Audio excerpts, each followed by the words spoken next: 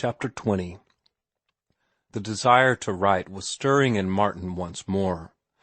Stories and poems were springing into spontaneous creation in his brain, and he made notes of them against the future time when he would give them expression. But he did not write. This was his little vacation. He had resolved to devote it to rest and love, and in both matters he prospered. He was soon spilling over with vitality, and each day he saw Ruth, at the moment of meeting, she experienced the old shock of his strength and health. "Be careful," her mother warned her once again. "I am afraid that you are seeing too much of Martin Eden." But Ruth laughed from security. She was sure of herself, and in a few days he would be off to sea. Then, by the time he returned, she would be away on her visit east. There was a magic, however, in the strength and health of Martin. He, too, had been told of her contemplated eastern trip, and he felt the need for haste. Yet he did not know how to make love to a girl like Ruth. Then, too, he was handicapped by the possession of a great fund of experience with girls and women who had been absolutely different from her. They had known about love and life and flirtation, while she knew nothing about such things. Her prodigious innocence appalled him, freezing on his lips all ardors of speech, and convincing him, in spite of himself, of his own unworthiness. Also, he was handicapped in another way. He had himself never been in love before. He had liked women, in that turgid past of his, and been fascinated by some of them, but he had not known what it was to love them. He had whistled in a masterful, careless way, and they had come to him. They had been diversions, incidents, part of the game men play, but a small part at most. And now, and for the first time, he was a suppliant, tender and timid and doubting.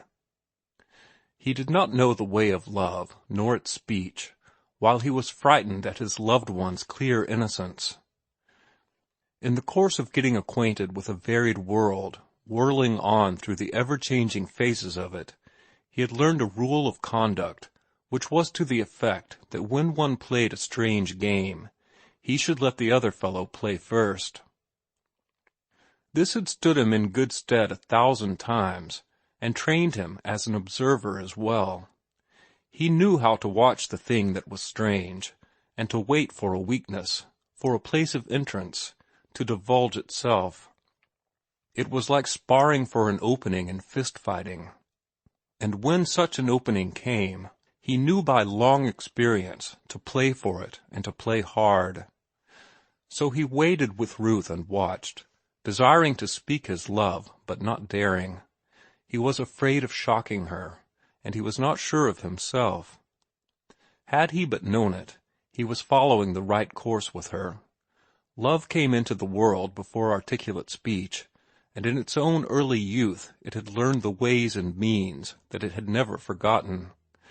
It was in this old, primitive way that Martin wooed Ruth. He did not know he was doing it at first, though later he divined it. The touch of his hand on hers was vastly more potent than any word he could utter. The impact of his strength on her imagination was more alluring than the printed poems and spoken passions of 1,000 generations of lovers. Whatever his tongue could express would have appealed, in part, to her judgment. But the touch of hand, the fleeting contact, made its way directly to her instinct. Her judgment was as young as she, but her instincts were as old as the race and older. They had been young when love was young, and they were wiser than convention and opinion and all the newborn things. So her judgment did not act. There was no call upon it, and she did not realize the strength of the appeal Martin made from moment to moment to her love nature.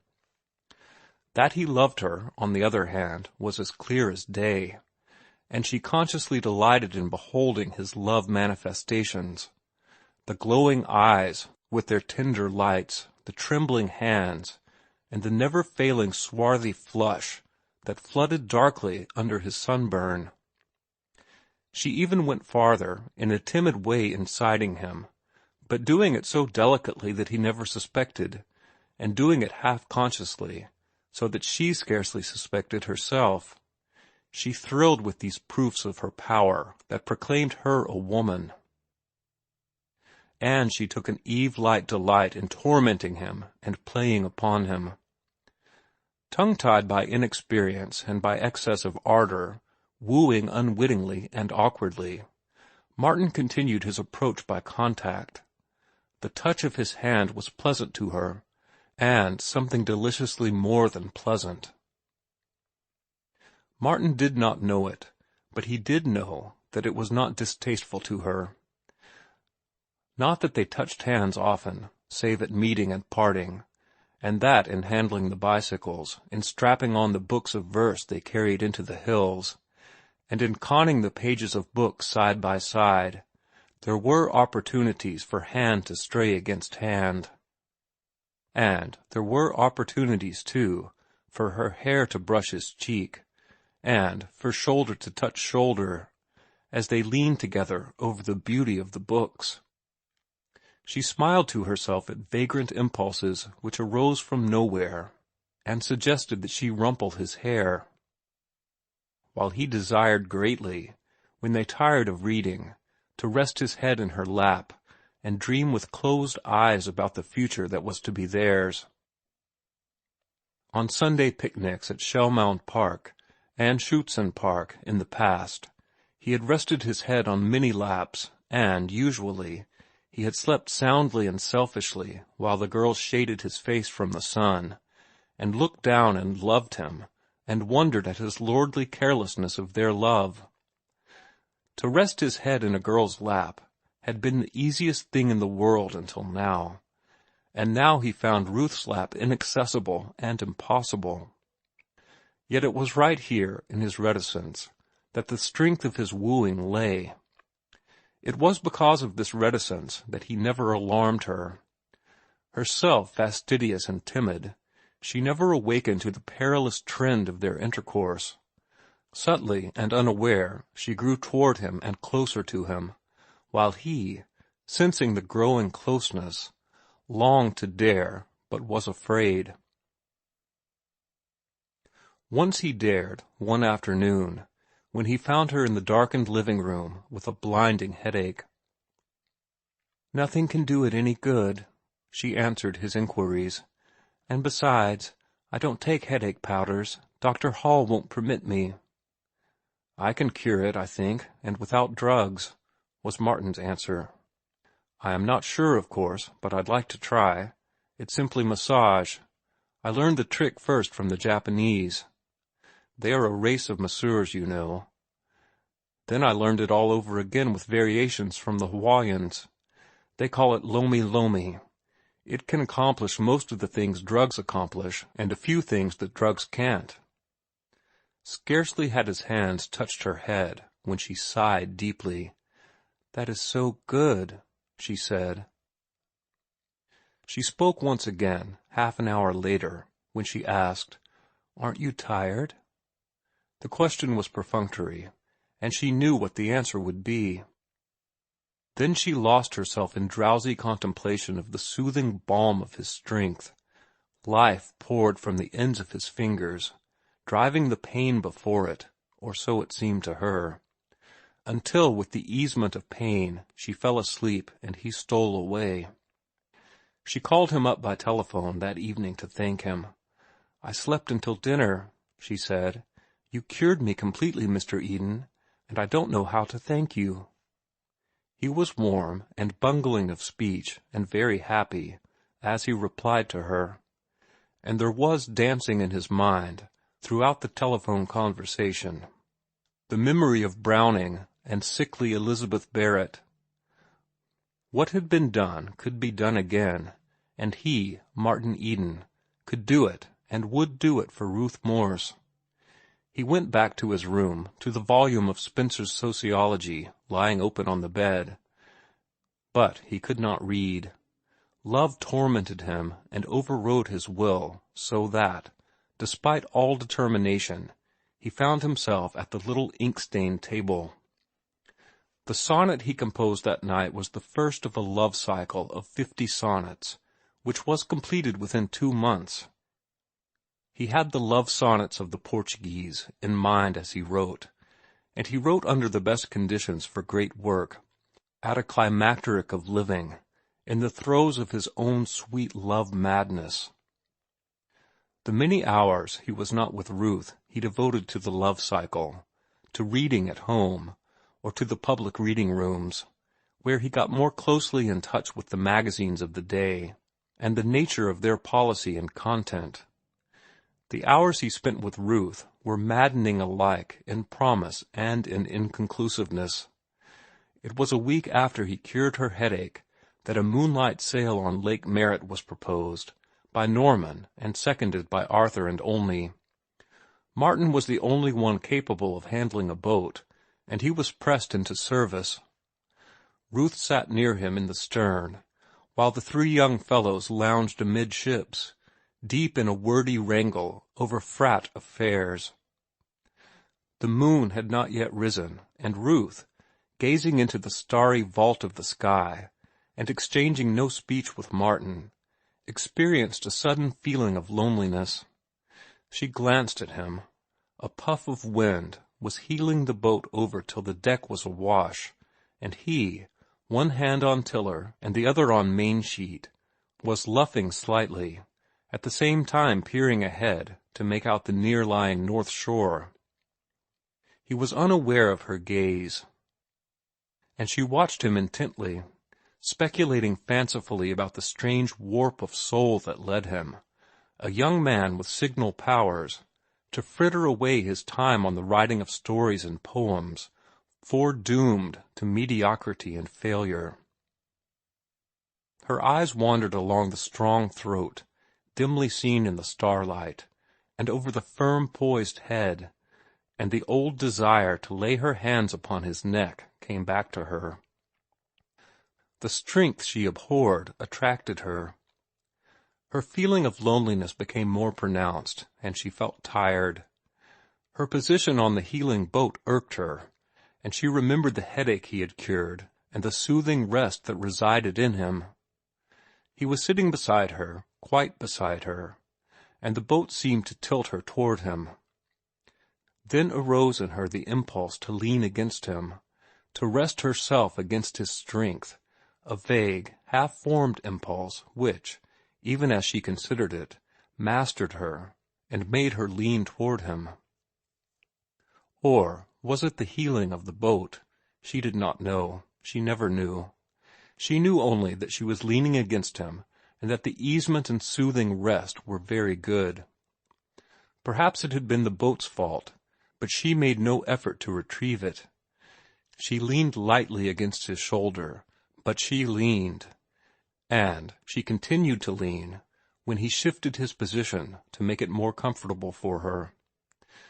It was a madness, but she refused to consider the madness. She was no longer herself but a woman, with a woman's clinging need, and though she leaned ever so lightly, the need seemed satisfied. She was no longer tired. Martin did not speak.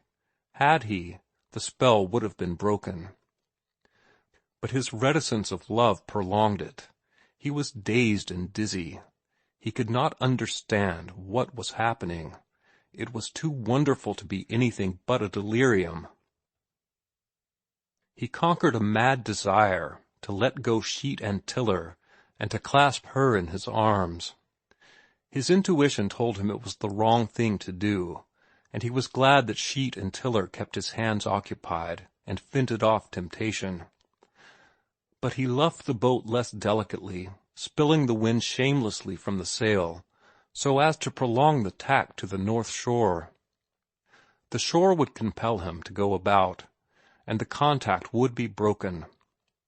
He sailed with skill, stopping way on the boat without exciting the notice of the wranglers, and mentally forgiving his hardest voyages in that they had made this marvelous night possible, giving him mastery over sea and boat and wind, so that he could sail with her beside him, her dear weight against him on his shoulder.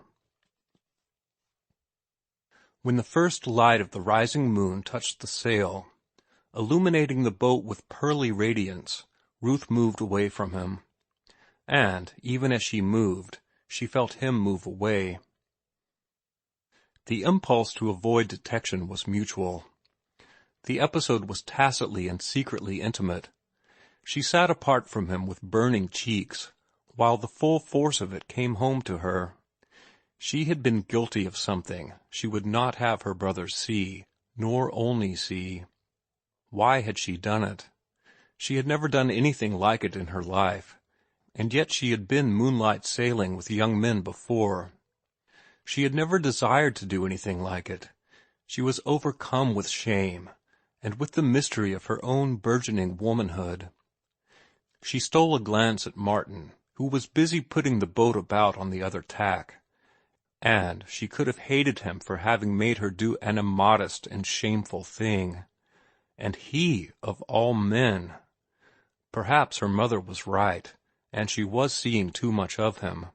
It would never happen again, she resolved, and she would see less of him in the future. She entertained a wild idea of explaining to him the first time they were alone together, of lying to him, of mentioning casually the attack of faintness that had overpowered her just before the moon came up. Then she remembered how they had drawn mutually away before the revealing moon, and she knew he would know it for a lie. In the days that swiftly followed, she was no longer herself, but a strange, puzzling creature, willful over judgment and scornful of self-analysis, refusing to peer into the future or to think about herself and whither she was drifting. She was in a fever of tingling mystery, alternately frightened and charmed, and in constant bewilderment. She had one idea firmly fixed, however, which ensured her security. She would not let Martin speak his love. As long as she did this, all would be well. In a few days he would be off to sea, and even if he did speak, all would be well. It could not be otherwise, for she did not love him. Of course, it would be a painful half-hour for him, and an embarrassing half-hour for her, because it would be her first proposal. She thrilled deliciously at the thought. She was really a woman, with a man ripe to ask for her in marriage. It was a lure to all that was fundamental in her sex. The fabric of her life, of all that constituted her, quivered and grew tremulous.